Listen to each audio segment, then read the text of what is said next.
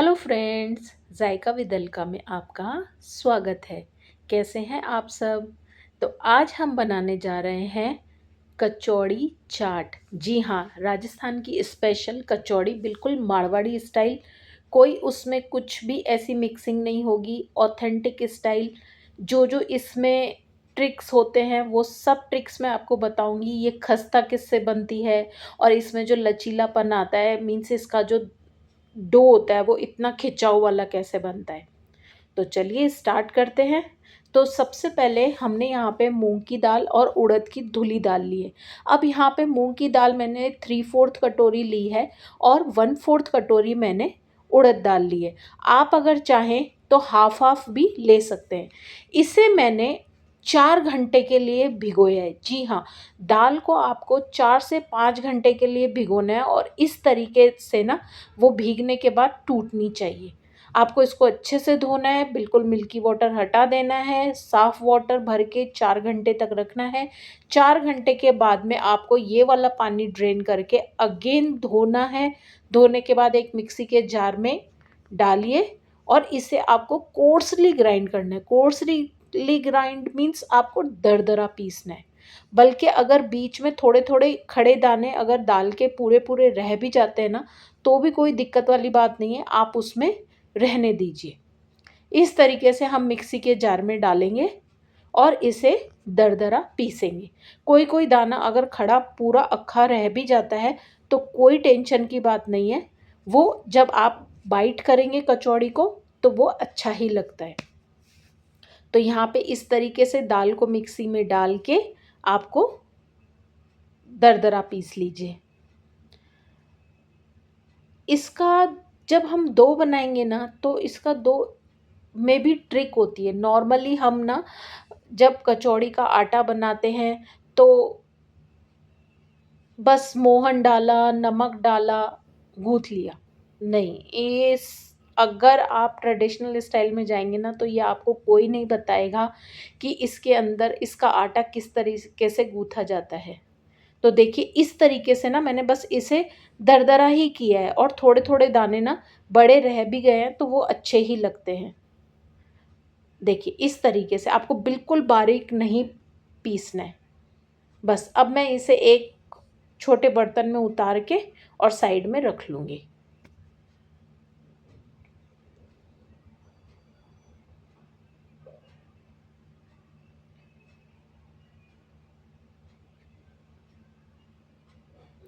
कचौड़ी ना का जब हम आटा गूँथते हैं ना, वो ट्रिकी होता है। कोई नहीं बताएगा।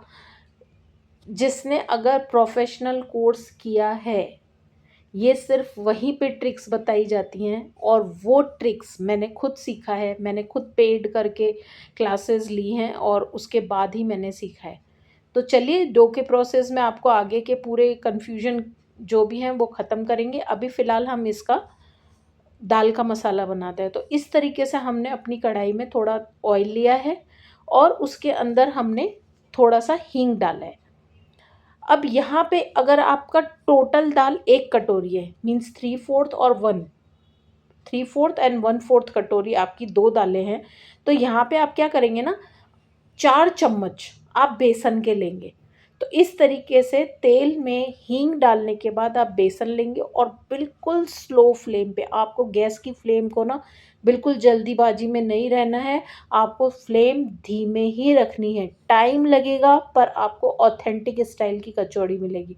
बिल्कुल स्लो फ्लेम में आपको इस तरीके से भूनते चले जाना है और साइड बाय साइड अब मैं क्या करूँगी ना, यहाँ पे 1 से 2 चम्मच मैं सौंफ लूँगी, 1 से 2 चम्मच ही, अब वो आप मसाले के अकॉर्डिंग ले लीजिएगा कि आपको कितना ना गरम मसाले का फ्लेवर अच्छा चाहिए। 2 चम्मच मैंने सौंफ लिया है, 2 चम्मच ही मैं धा साबुत धनिया ले रही हूँ, 12 से 15 दाने मैंने काली मिर्ची के लिए हैं और 4 से 5 मैंने लौंग ली है और 2 छोटी इलायची। उन्हें मैं क्या करूँगी ना, डायरेक्ट बस हल्का-सा दरदरा पीस लूँगी इतनी देर में और यहाँ पे मैं साइड बाय साइड बेसन को भी भूनती चली जा रही हूँ। जैसे ही बेसन ना पिंक होएगा, आपको ना खुशबू आने लगेगी, बेसन का कच्चापन ख़त्म हो जाएगा। तो इस तरीके से मैंने दरदरा किया है। अब मैंने इसको कोई भी ना बिल्कुल भुना नहीं था, मैं बेसन के साथ ही इसे डाल दूँगी तो ऑटोमेटिक वो भी भुन जाएगा। देखिए इस तरीके से बेसन में भी डाल दीजिए इसे और अब अगेन आप भूनना शुरू कर दीजिए। 4 से 5 मिनट और दीजिए, थोड़ा-सा इसे अच्छे से भुनने दीजिए, गैस की फ्लेम स्लो है। अब अगर आपको ना यहाँ पे लगता है कि थोड़ा ऑयल कम है, बहुत ज़्यादा ड्राई लग रहा है, तो आपको घबराने की ज़रूरत नहीं है।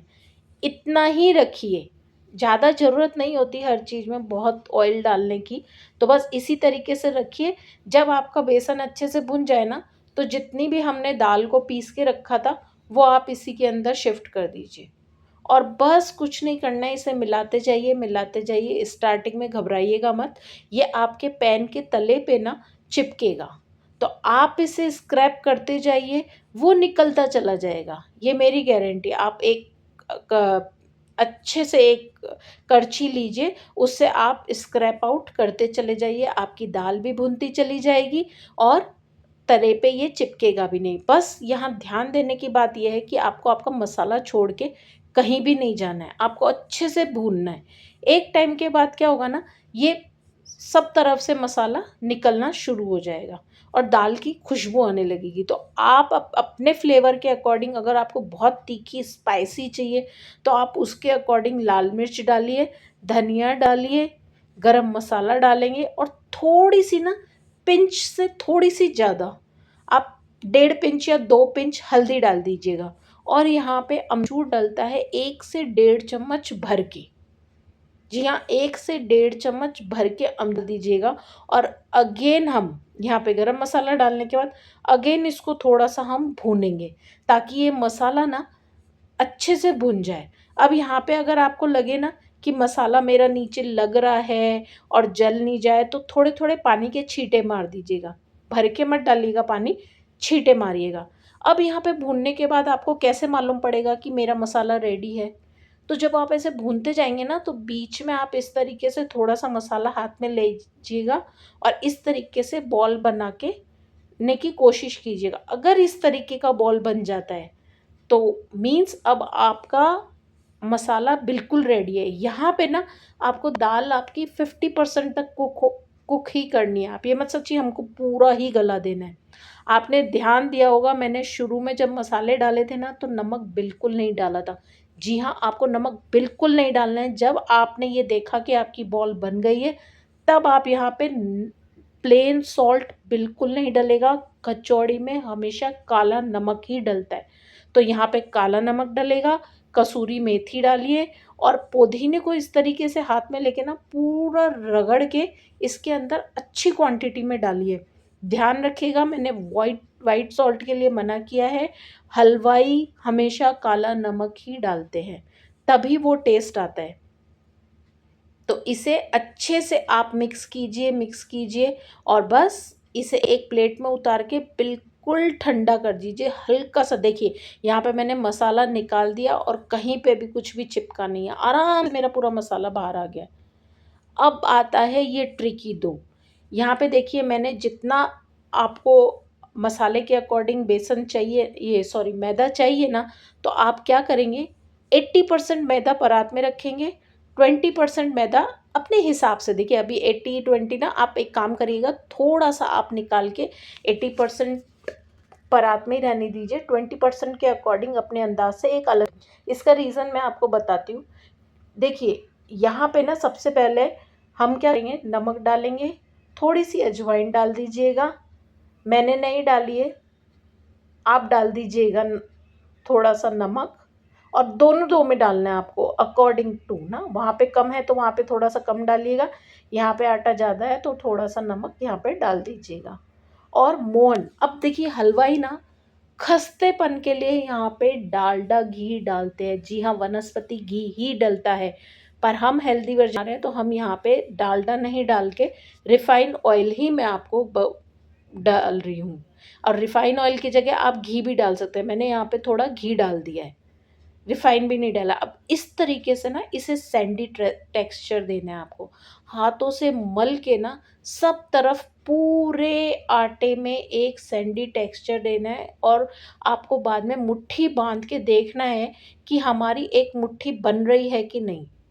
अगर आपकी मुट्ठी नहीं बनती है तो अगेन थोड़ा-सा घी डाल दीजिए और फिर से सैंडी टेक्सचर करके आप चेक कीजिए कि मुट्ठी बन रही है या नहीं।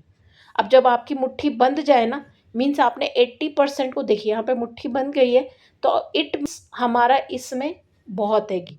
अब ये जो आटा काम करेगा ना, ये काम करेगा हमारी कचौड़ी को खस्ता करने का, क्योंकि यहाँ पे हमने इसको घी दे दिया है ना, तो यह इससे तो ये बन जाएगा खस्ता।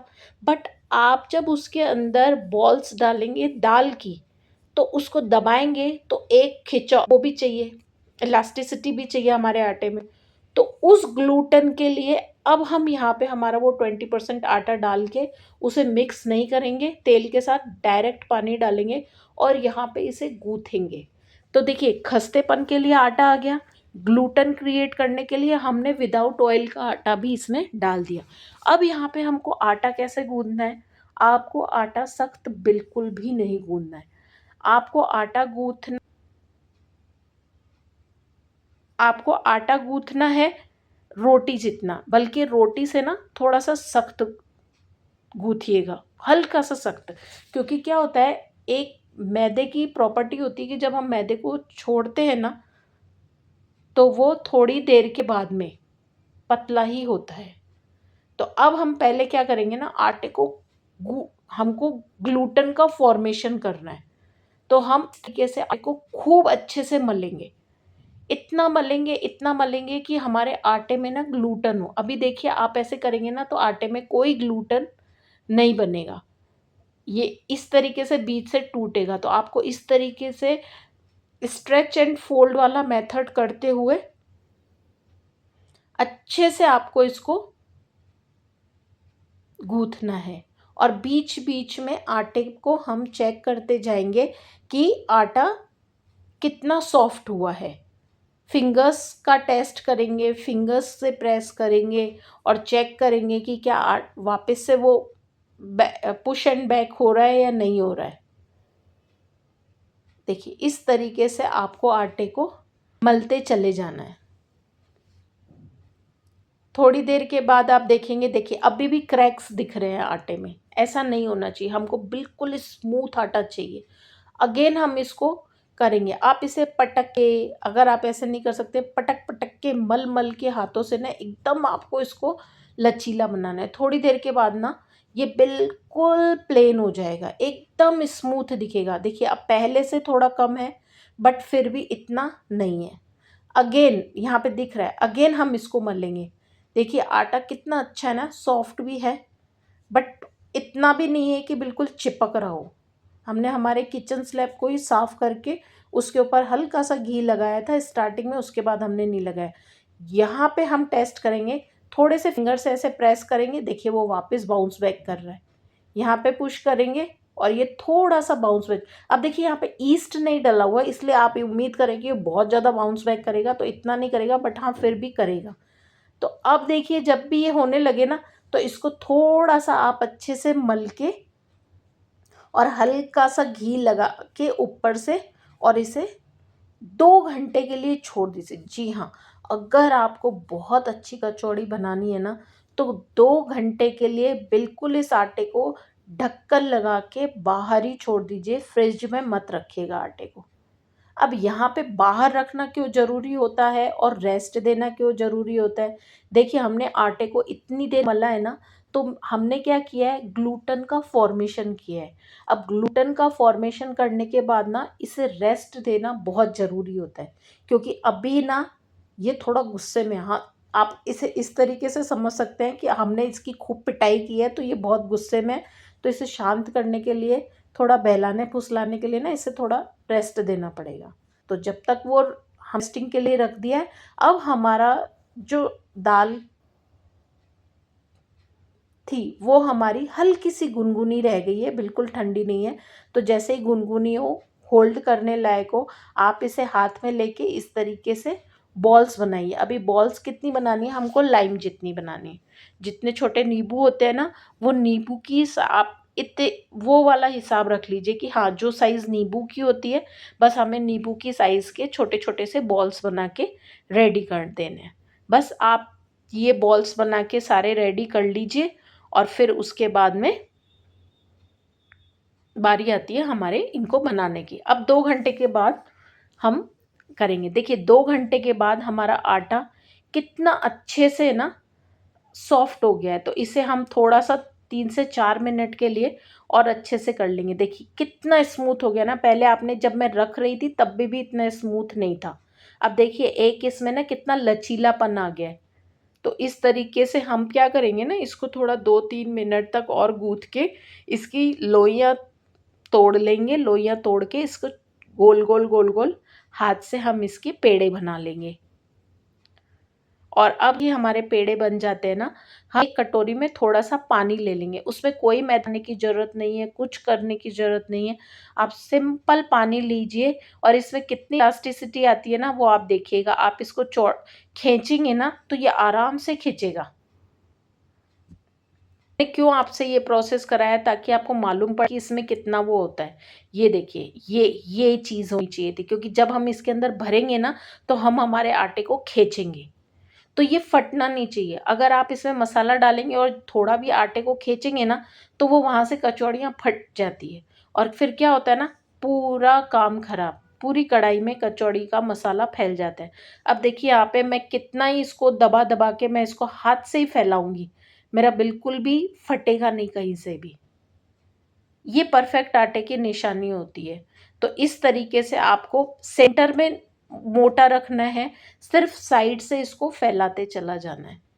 सेंटर अगेन मैं आपको बोल रही हूँ, बीच का पोर्शन मोटा रहेगा। आपको कटोरी की साइड, जैसे कटोरी में होता है ना साइड पोर्शन, ऐसे लेना है। अब क्या लेना है आपको, सेंटर में इसे रखना है, बिल्कुल सेंटर में। अब सेंटर का हिस्सा मोटा था, हम ऊपर से अपने कचौड़ी के बॉल को अंदर की तरफ प्रेस करेंगे। देखिए मैं उसको कुछ नहीं कर रही हूँ, सिर्फ पकड़ के उसको प्रेस करती जा रही हूँ और इस तरीके से आप अंदर प्रेस कीजिए और साइड के एजेस पे थोड़ा-सा हम पानी लगाएँगे और पानी लगा के हम इसको पूरा सील कर देंगे। देखिए कितना आराम से मैं खींच रही हूँ और भी साइड से फट नहीं रहा है। बिल्कुल इस तरीके से करके अब हम क्या करेंगे, राउंड-राउंड घुमाएँगे। पहले हमने प्लीट्स लगा के इसे बंद किया, पानी लगा के, अब हम राउंड-राउंड घुमा के ऊपर वाला हिस्सा तोड़ देंगे। ये देखिए ऊपर का हिस्सा जो राउंड-राउंड बन के घूमा ना, इसे हमने हटा दिया। अब बीच में सेंटर, हथेली के सेंटर में इसे रखेंगे और फिर उसके बाद इसे प्रेस कर देंगे और फिर साइड के पोर्शन पे लेके जाएँगे और साइड के पोर्शन पे ले जाके जो कचौड़ी के एजेस हैं, वहाँ उस पोर्शन को हम पतला करते चले जाएँगे। इस तरीके से देखिए मैं घुमाती जा रही हूँ, यहाँ पे पतला है, यहाँ पे मोटा है, फिर से इधर रखूँगी और इस तरीके से मैं इसे दबाऊँगी। देखिए कितना मैं प्रेशर डाल रही हूँ। ग्लूटन इतना अच्छा बना है ना आटे में, ये फट नहीं रहा है। अब इसी जगह पे अगर आप पूरे आटे में आप मोहन लगा देते ना और अगर इतना प्रेशर लगाते, तो ये कचौड़ी साइड से बिल्कुल फट करके फट जाती और फिर आपको ना इसका पंक्चर लगाना पड़ता। देखिए कितना मैं दबा रही हूँ और कितना सारा मसाला इसके अंदर था। ये कचौड़ी जब फ्राई होके बाहर आएगी ना, तो बिल्कुल ऐसे खाली खाली नहीं होएगी, इसमें अच्छा भरपूर आपको मसाला मिलेगा। ये देखिए इस तरीके से मैंने अगेन ना सेंटर के हिस्से को नहीं डिस्टर्ब किया है, सिर्फ साइड से मैं इसको बढ़ाती चली गई हूँ। इस तरीके से साइड से आपको इसको फैलाना है।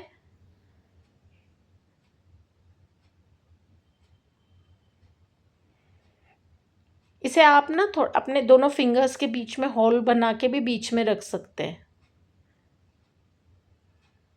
ये देखिए कैसे मैं इसको ना चौड़ा करती जा रही हूँ। इसलिए ग्लूटन का बहुत ज़रूरी होता है प्रोसेस करना। अब अगेन ये देखिए मैंने ना ऐसा ऐसे बनाया। अब इस तरीके से मैंने सेंटर में रख के बॉल को अंदर प्रेस करती गई। ये देखिए ऐसे प्रेस करना है आपको, और ऊपर आटा साइड में से आता चला जाएगा। अब साइड में हम अगेन इस तरीके से पानी लगाएंगे, प्लीट्स बनाते हुए इसे क्लोज करेंगे। देन राउंड राउंड घुमा के ऊपर का मोटा वाला हिस्सा हटा देंगे और फिर अगेन सेंटर में रखेंगे, इसे प्रेस करेंगे और साइड का पतला करते चले जाएंगे। मैंने आपको 2 बार इस तरीके से बताया, आपको इसी तरीके से ध्यान रखना है। पहले सेंटर से करना है, फिर साइड से आपको इसका हिस्सा पतला करते चले जाना है। आप ना इस तरीके से कचौड़ियाँ जैसे ये बन गए, पूरा आप ये प्रोसेस करके इकट्ठा कर लीजिए। उतने में आप क्या कीजिए ना, साइड में कढ़ाई में ऑयल गरम कर लीजिए। अब ऑयल हमको कितना गरम लेना है ना, एकदम जब आपका ऑयल निवाया हो जाए, बिल्कुल फ्लेम तेज नहीं रखनी है। जब आपका तेल ना निवाया होगा, जी हाँ निवाया होना चाहिए, वो ज़्यादा खौलता हुआ ऑयल नहीं होना चाहिए। अगर आप खौलते हुए ऑयल में इसे डालेंगे ना, तो ये बिल्कुल एकदम से इसके ऊपर पूरे पिंपल पिंपल आ जाएंगे, ऐसे फफूले फफूले से उठ जाएंगे, तो वो अच्छी कचौड़ी की बिल्कुल पहचान नहीं होती है। यहाँ पे हमने सारी कचौड़ियाँ रेडी करके रख ली है। देखिए आपको ग्लूटन कितना अच्छा है, फटी नहीं है, पर इतना अच्छा वो खिंचा हुआ है कि मसाला अंदर का भी आपको दिख रहा है। अब इस तरीके से मैंने बिल्कुल स्लो फ्लेम पे कचौड़ियों को डाल दिया है। तो एकदम स्लो फ्लेम, 15 मिनट लगेंगे आपको एक कचौड़ी को बनने, मतलब एक पूरा बैच बनने में कम से कम 10 से 15 मिनट लगेंगे। फ्लेम एकदम स्लो पे होगी। अच्छा, जब आप कचौड़ी डालेंगे ना, तो जैसे ही आपको ध्यान रखना है, एक बार कचौड़ी जैसे ही ऊपर आने लगेंगी थोड़ी देर के बाद, तो आपको तुरंत उसे पलट देना है। अब देखिए एयर का फॉर्मेशन हो रहा है यहाँ पे, अगर आपने वो फूल के ऊपर आई, अगर आपने उसे नहीं पलटा वो फट जाएगी। तो आपको तुरंत जैसे ही आपकी कचौड़ी फूल के ऊपर आती है, आपको उसे तुरंत कर देना है और थोड़ी देर के बाद ना अलट पलट करते रहिए। तो इवनली अगर आप सेम फ्लेम में बनाएंगे ना, इनका कलर इवनली आएगा पूरी कचौड़ी पे। ऐसा नहीं कि नीचे से बहुत डार्क हो गया और बस फिर ऊपर से अलग वाइट वाइट दिख रहा है। नहीं, इवन कलर आना चाहिए कचौड़ी में। आप बाहर देखते होंगे कितना इवन कलर होता है ना, काला काला, कहीं से ब्राउन नहीं होता, क्योंकि वो एक ही फ्लेम पे होता है। एक बैच हटने के बाद ये देखिए दूसरा बैच मैंने डाला, सारी कचौड़ियाँ फूली हैं, कोई भी नहीं फटी है। कितना अच्छा इसमें खस्तापन था। तो देखिए यहाँ पे हमारी कचौड़ियाँ बिल्कुल रेडी हो गई हैं। चाट में असेंबल करेंगे। सबसे पहले क्या करेंगे ना, हम इन कचौड़ियों को छोटे छोटे टुकड़ों में कट कर लेंगे। आप इसे ना कैंची से भी कट कर सकते हैं। यहाँ मैं थोड़ी गरम है, बट थोड़ा कोशिश कर रही हूँ कि हाथ से ही तोड़ लूँ। देखिए यहाँ पे मैं तोड़ के आपको दिखाती हूँ। अंदर मसाला भरा हुआ है, देखिए कैसे मसाला अंदर पूरा भरा हुआ है और कितनी खस्ता है ये। कहीं भी कच्चापन आपको नहीं दिखेगा कि वाइट वाइट मैदा दिख रहा हो, एकदम खस्ता कचौड़ी। इस तरीके से हम इसे तोड़ लेंगे। इसके ऊपर अब हमें सबसे पहले हरी चटनी डालनी है। हरी चटनी के बाद अगर आप चाहें तो इसके ऊपर पहले दही डालिए, फिर मीठी चटनी डालिए। यहाँ पे मैंने पहले हरी चटनी डाली है, फिर मीठी चटनी डाली है, और फिर दही में कुछ भी नहीं डाला है। दही को प्लेन अच्छे से फेंट के इसके ऊपर आप अच्छे से डालिए। दही की क्वांटिटी अच्छी रखिएगा। और अगेन उसके ऊपर सिका हुआ जीरा, थोड़ा काला नमक, थोड़ी लाल मिर्ची, वो आप डालिए। वो डालने के बाद में अगेन हल्की सी मीठी चटनी डाल के, और उसको बारीक वाली सेव जो आती है ना, जो हम भेलपुरी में खाते हैं, ज़ीरो साइज़ की सेव फीकी, वो वाली सेव डाल के फिनिश कीजिए। आप इसके ऊपर चाहें तो अनारदाना भी डाल सकते हैं। इस तरीके से हम इसमें अपना सारा मसाला डाल देंगे। अगर आपने मेरे इन टिप्स को यूज़ में लेके कचौड़ी बनाई ना, तो आप बोलेंगे कि अलका ये तो विदाउट पे हम इतना अच्छा तुमने सिखाया ना। और अगर आप कभी बनाएं तो प्लीज़ मुझे कमेंट में बताइएगा ज़रूर कि आपकी कचौड़ी कैसी बनी है। थोड़ा टाइम कंज्यूमिंग होती है ये चीज़ें, पर यकीन मानिए जब हम घर में बना के अपनी फैमिली को खिलाते हैं ना, और फिर जब उनके चेहरे पे वो मुस्कान आती है और वो बोलते हैं कि इतना टेस्टी बना है, तो सच्ची सारी थकान ही दूर हो जाती है। और भले गर्मी हो या कैसा भी मौसम हो, मुझे तो मेरी सारी थकान तभी दूर हो जाती है जब मेरी बेटी और हस्बैंड बोलते हैं कि हाँ, मज़ा आ गया। तो बस फिर मैं भूल जाती हूँ कि हाँ, मैं ये प्रोसेस करने में भी ना कितनी थकान हुई थी या कुछ भी हुआ था। और कुकिंग से तो ख़ैर मुझे वैसे भी बहुत मतलब मज़ा आता है। मैं बहुत डीपली जाके ही करती हूँ जो भी करती हूँ। तो बस इस तरीके से डालिए और मस्त एंजॉय कीजिए। हमने तो डिनर में आज यही खाया है, और बस ये वीडियो 1-2 दिन बाद डालती, बट मैंने डॉटर को बोला नहीं, आज तो यही खिलाना है व्यूवर्स को। तो अगर आपको मेरी ये एफ़र्ट आपको बहुत, अगर आपको मतलब लगा हो कि सच में मैंने कुछ एफ़र्ट डाला है आपको सिखाने में, और अ, बहुत जो टिप्स आपको मालूम भी नहीं थे वो आज आपको मालूम पड़े हैं, तो प्लीज़ हमें फ़ॉलो कीजिएगा, सब्सक्राइब कीजिएगा, लाइक कीजिएगा। हमें आपके कमेंट का बहुत इंतज़ार रहता है। तो मिलेंगे अगेन एक नई रेसिपी के साथ।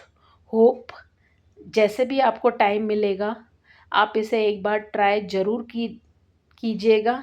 जब भी आपको ट्राई करने का मौका मिले, तो या बाहर कभी कचौड़ी देखें ना, तो एक बार सोचिएगा नहीं, ये हमें सिखाया है अलका ने, तो इसे बनाइएगा ज़रूर। और कमेंट करके मुझे बताइएगा ज़रूर कि आज आपको कैसा लगा। तो कल तक के लिए फिर सायोनारा। अगेन मिलेंगे। ध्यान रखिए, गर्मी बहुत है, घर में रहिए, घर का हेल्दी खाना बना के खाइए। तो कल तक के लिए बाय।